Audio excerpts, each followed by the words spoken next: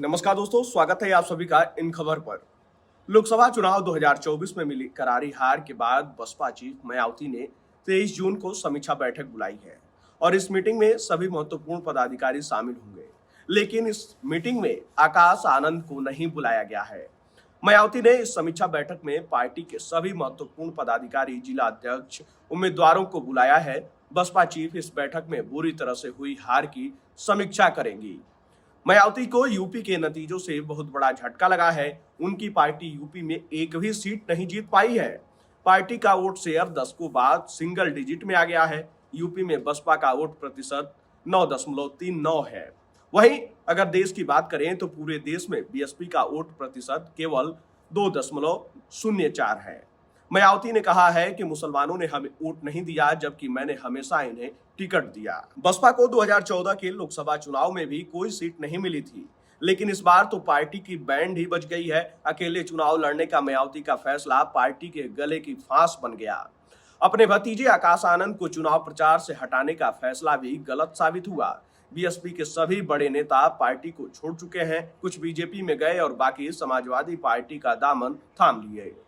लोकसभा चुनाव में मिली करारी हार के बाद मायावती ने संगठन में बदलाव शुरू कर दिया है। बीएसपी चीफ मायावती ने पार्टी के संगठन का पुराना सिस्टम ही बदल दिया है। अब पार्टी में सेक्टर व्यवस्था लागू कर दी गई है।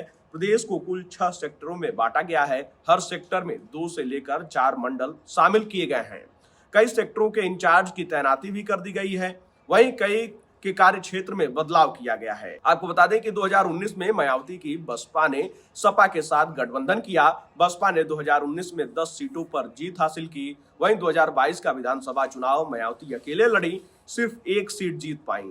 2024 का लोकसभा चुनाव भी मायावती ने अकेले लड़ने का फैसला किया, मगर उन्हें इस चुनाव में तगड़ा झटका लगा है।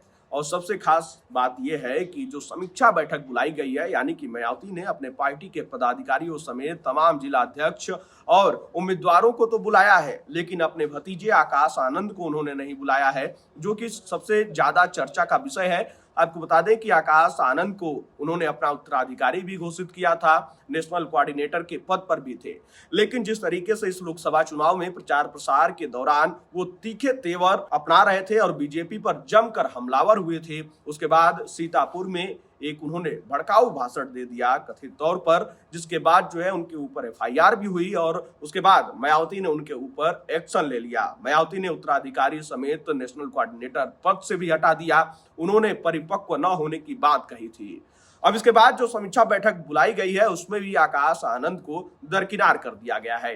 खैर, आकाश आनंद को लेकर उनके जो समर्थक हैं वो इस उम्मीद में है कि बहन जी यानी कि बसपा प्रमुख मायावती जो है समय आने पर उनको फिर से एक बार उत्तराधिकारी घोषित करेंगी और नेशनल कोऑर्डिनेटर के पद पर जरूर बैठाएंगी। अब इसको लेकर बसपा समर्थक क्या सोचते हैं और आकाश आनंद के जो समर्थक हैं वो क्या सोचते हैं, आपके राय का इंतजार रहेगा। आप अपनी राय कमेंट बॉक्स में हमें जरूर बताइएगा।